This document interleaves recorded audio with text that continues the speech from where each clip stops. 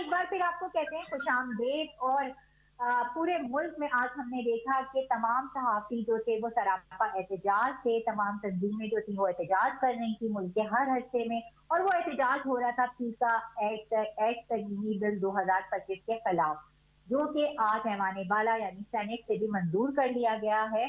और बस अब सदर के दस्तखत होंगे, जिसके बाद ये पाकिस्तान का कानून बन जाएगा। टेलीफोन लाइन पे हमें ज्वाइन किया है Usman Khan, parliamentary reporter association के सदर हैं। उस्मान, प्रोग्राम में आपको वेलकम करते हैं। ये इतना अपोज किया गया जब कौमी असम्बली से ये पास हुआ, लेकिन उसके बावजूद आज सेनेट में गया और जल्दी से इसको पास करवा दिया गया। तो अता तारड़ जब आए थे प्रेस गैलरी में, जब ये कौमी असम्बली से पास हुआ था, तो उन्होंने यकीन दहानी कराई थी कि ये तो सहाफियों के तहफ़्फ़ुज़ का बिल है। तो इसमें क्या ऐसी चीज है जिससे सहाफियों को तहफ़्फ़ुज़ मिलेगा?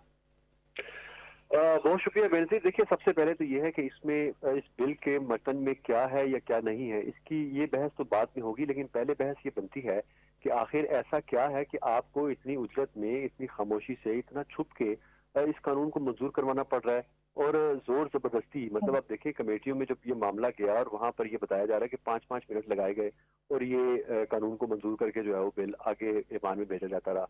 तो बुनियादी मसला तो यहीं पे जो तहफ़्फ़ुज़ात हैं, जो खदशात हैं, वो तो यहीं से शुरू हो जाते हैं कि आखिर ऐसा कुछ है, दाल में कुछ काला है कि जो कि छुपाया जा रहा है। 2 महीने से ये कमेटियों में डिस्कस होता रहा और सियासी जमातों का जो इसमें किरदार देखे कि इतनी बड़ी बड़ी ये जमहूरियत की चैंपियन बनती हैं, इंसानी हकूक की अलमबरदार बनती हैं, लेकिन यहाँ पर मीडिया के साथी होने के दावेदार बनती हैं, लेकिन यहाँ हम देखते हैं कि तमाम ने खामोशी से इस बिल में अपना अपना हिस्सा डाला और इसकी मंजूरी में जो है अपना किरदार अदा करवा किया।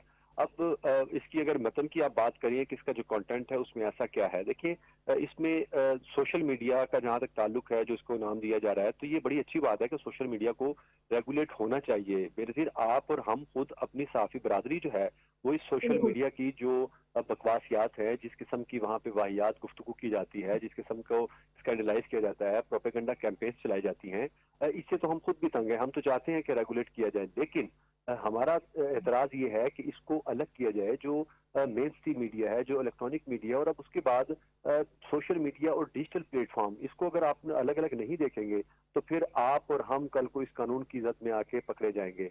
वजह ये है कि अब तमाम मेन स्ट्रीम मीडिया चैनल जो हैं उन्होंने अपने डिजिटल प्लेटफॉर्म स्टैब्लिश कर लिए हैं, वहां पर उन्होंने अपनी इन्वेस्टमेंट की है, जिम्मेदाराना सहाफत जो है वहां उस प्लेटफॉर्म से भी हो रही है। लेकिन अगर आपको किसी बात पे कल को एतराज होता है, मेरे किसी जुमले पे, मेरे किसी तनकीद पे, तो आपने तो मेरा केस बना देना है, और उसके बाद अगला फोरम क्या है?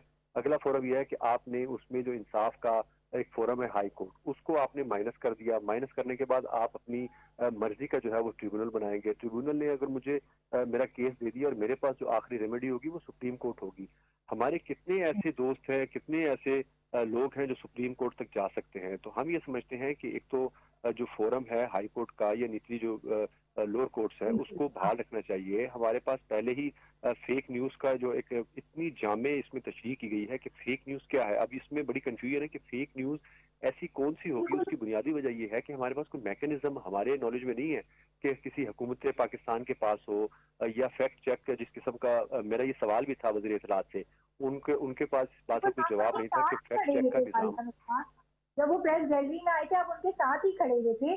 और वो यही बात है कि फेक न्यूज का जो है वो फैसला कौन करेगा कि ये ठीक है या गलत है? यही बुनियादी सवाल है। अब देखें ना, अगर ये सवाल अगर ये 4 बंदों ने बैठ के करना है, वो लोग करेंगे जो कि हुकूमत के अपॉइंट करता होंगे, तो वो नौकरी अपनी बचाएंगे या मुझे इंसाफ देंगे? तो हमने यही उनसे दरख्वास्त कर रहे हैं कि जो ऐसे 3-4 चीजें हैं, हम पूरे इस बिल के ऊपर हमारी तरफ से जो वर्किंग जर्नलिस्ट हैं वो इस पूरे बिल को मुस्तरद नहीं कर रहे हैं। वो ये चाह रहे हैं कि उनकी जॉब सिक्योरिटी उसमें जो है उस बिल के तहत होनी चाहिए। सोशल मीडिया की आड़ में अब हज़फ करने का मामला, आपको पता है, आप भी पार्लियामेंट्री रिपोर्टिंग करती है, आप रेगुलर विजिटर हैं पार्लियामेंट की। जब स्पीकर ने या चेयरमैन कानून बनाने की आखिर ऐसी क्या जरूरत पेश आ रही है? तो हमने यही बात स्पीकर कौमी असम्बली के सामने भी रखी थी, तो उनकी जानिब से भी इस पे हैरानगी का इजहार किया गया और फिर उन्होंने ये कहा था कि आपकी वज़ीर इत्तलात से और वज़ीर दाखिला से मीटिंग करवाते हैं, ये ऐसा इशू है जिसको हल होना चाहिए। तो उन्होंने हमारे साथ इस बात पे एग्री किया था, हमारे इस मौकफ को माना था। यही इसी हज़फ करने के मामले के ऊपर वज़ीर इत्तलात और इरफान सदीकी साहब दोनों की साथ हमारी जब मीटिंग हुई, उसमें भी उन्होंने कहा कि आपका ये पॉइंट वैलिड है, इसके ऊपर कुछ ना कुछ होना चाहिए। तो अब देखते हैं कि वर्किंग जर्नलिस्ट का किस हद तक तहफ़्फ़ुज़ किया जाता है, क्योंकि तकरीरें तो बहुत की जा रही है कि इससे सहाफ़ी मुतासिर नहीं होगा, लेकिन हम ये समझते हैं कि जिस तरह पाकिस्तान में पहले कवानीन का गलत इस्तेमाल किया जाता है, तो ये जो कानून पास किया जा रहा है, इसके भी ये भी हथियार के तौर पर हैं कि जब भी ऑपोजिशन एहतजाज कर रही होती है या ऑपोजिशन की तकरीर होती हैं, अक्सर अब जो उनकी लाइव स्ट्रीमिंग पे जारी होती हैं, वो बड़े लीडर्स के अलावा सब काट दी जाती हैं या एहतजाज भी नहीं दिखाया जाता है। तो एक तरफ तो देखें गवर्नमेंट का ये रवैया है, एक तरफ ये कह रहे हैं कि फेक न्यूज, अगर हम वो चीज अपने मोबाइल कैमरा से कैप्चर करके टीवी पर दिखा देंगे या सोशल मीडिया पर दिखा दी जाएगी हमारे अपने चैनल के प्लेटफॉर्म पे, तो हम भी तो उस कानून की जद में आ जाएंगे। जी, बिल्कुल, यही हमारा बुनियादी नुक्ता है कि इसके ऊपर बैठ के मशावरत कर ली जाए। ऐसी कौन-सी इसमें जल्दी है, ऐसा कौन-सा तूफ़ान आ जाएगा कि इसको आपने 3 दिन के अंदर-अंदर दोनों ऐवानों से इस कानून को मंज़ूर कर लिया।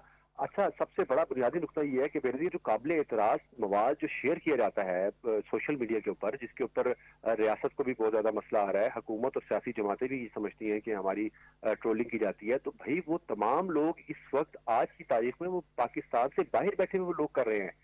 यहाँ पे जो कर रहे हैं, अब लोगों को समझ आ गई है कि पाकिस्तान का कानून यहाँ मौजूद है, इदारे हरकत में हैं, एक्शन हो रहा है, तो इसलिए अब लोग, मैं ये कहूँगा कि सॉफ्टवेयर बहुत सारे लोगों के चेंज हो चुके हैं, लेकिन यहाँ पे अगेन कवानीन का इतलाक किस पे होगा? वो आप पे और मुझ पे और हम जैसे जो लोग फील्ड में काम कर रहे हैं या जो टीवी स्क्रीन के ऊपर आ रहे हैं, जो लिख रहे हैं, वो इसकी जद में आएंगे। तो मैं ये समझता हूँ कि जो आज़ाद आवाज़ें हैं, जो इस मुल्क में बहुत बची कुची रह गई हैं, उसको भी दबाने की कोशिश की जा रही है, और मैं समझता हूँ कि बिल्कुल, आपको खुशामदीद कहते हैं। आज हमने सारा दिन देखा कि सहाफ़ी सरापा एहतजाज किया, खुद हमने भी आपको डी चौक पे जो है वो एहतजाज करते देखा इस बिल के खिलाफ।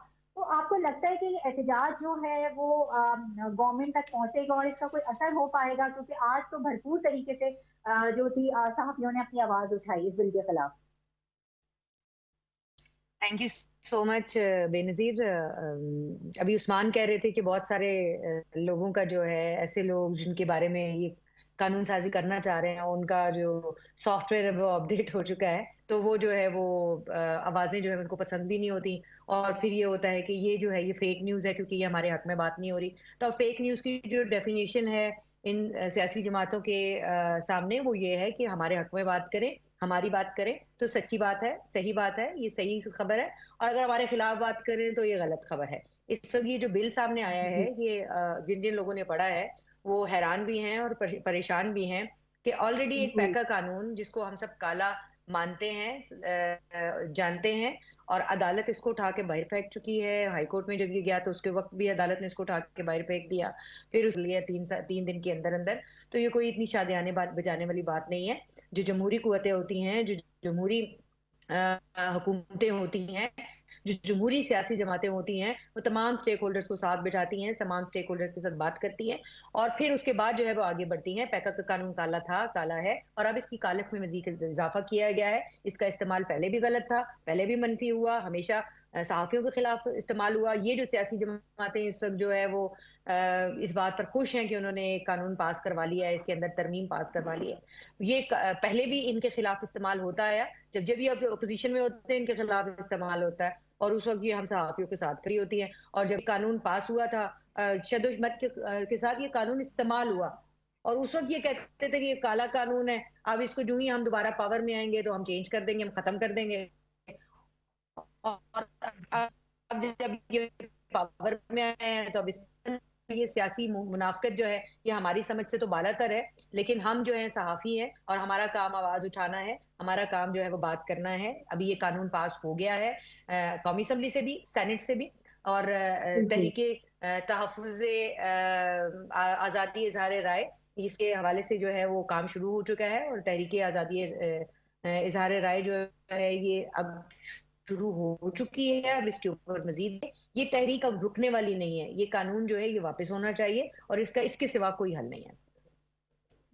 अच्छा, नहीं, अब आप ये बात हुकूमत को भी एक्सेप्ट करने की जरूरत है कि सिर्फ हम लोग जदीद दौर की चीजों को नहीं अपने अंदर जो है ना वो एक्सेप्ट करते हैं, ऑब्जर्व करते हैं, हमें ये भी एक्सेप्ट करने की जरूरत है ना कि आप देखें ये हर सहाफी का सोशल मीडिया यूट्यूब चैनल है और दूसरे सोशल मीडिया पे होते हैं, लेकिन इसको अगर इस तरह अगर अपने सोशल मीडिया प्लेटफॉर्म पे कोई बात कर देंगे तो किसी भी सहाफी को किसी भी वक्त बगैर किसी नोटिस के 24 घंटे के अंदर उठाया जा सकता है। एप्लीकेशंस हैं वो भी क्रिमिनल है कि आपको 3 साल की कम से कम कैद की सजा होगी और 20 लाख रुपए जुर्माने की सजा है। और इसके लिए जो एक ट्रिब्यूनल के तहत जो है इसको ट्रिब्यूनल ज़ाहिर एक ट्रिब्यूनल बनाया जा रहा है, 4 मुख्तलिफ इदारे बनाए जा रहे हैं। तो ट्रिब्यूनल्स का जो मामला है वो ये है कि उसके लिए जो उसके ऊपर जो आवाज़ उठाने के लिए या अगर फ़र्ज़ करें ट्रिब्यूनल के फैसले पे आपने कोई अगले मरहले के ऊपर जाना है, कोई अपील करनी है, तो उसका सिर्फ जो एक वाहिद रास्ता है वो सुप्रीम कोर्ट है। तो अब अगर सुप्रीम कोर्ट में जाना है तो मुझे ये बताएं बेनज़ीर, आप सीनियर सहाफ़ी हैं खुद भी, कि एक जो रिपोर्टर है, एक जो कैमरामैन है, एक जो फोटोग्राफर है, जिसकी कहाँ पे करेगा जाके सुप्रीम कोर्ट में? क्या उसके पास इतने पैसे हैं कि वो सुप्रीम कोर्ट तक जाएगा?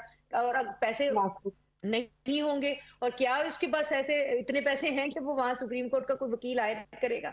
वो उसका केस लड़ेगा और फिर जो है वो कितने कितने सालों तक केस चलते हैं, वो केस चलते रहेंगे और उनका ये भी कहना है कि 1 साल के अंदर इसको निपटाना है। तो ये फेक न्यूज की डेफिनेशन भी वो खुद देंगे, ये भी वो खुद डिसाइड करेगी गवर्नमेंट के फेक न्यूज को क्या है, ये फेक न्यूज है या नहीं है। ट्रिब्यूनल में उनके अपने लोग होंगे, ये भी वो खुद डिसाइड करेंगे। ये उसको आप कैसे करेंगे? और फिर आपने सोशल मीडिया के बंदे को जो कोई अपना गाना गा के अपना दिल खुश कर रहा है, कोई अपने खेत दिखा के दिल खुश कर रहा है, कोई जो है वो किसी अपने दिल की भड़ास निकाल रहा है किसी अपने लोकल जो उनका पॉलिटिशियन है उसके खिलाफ, उस एक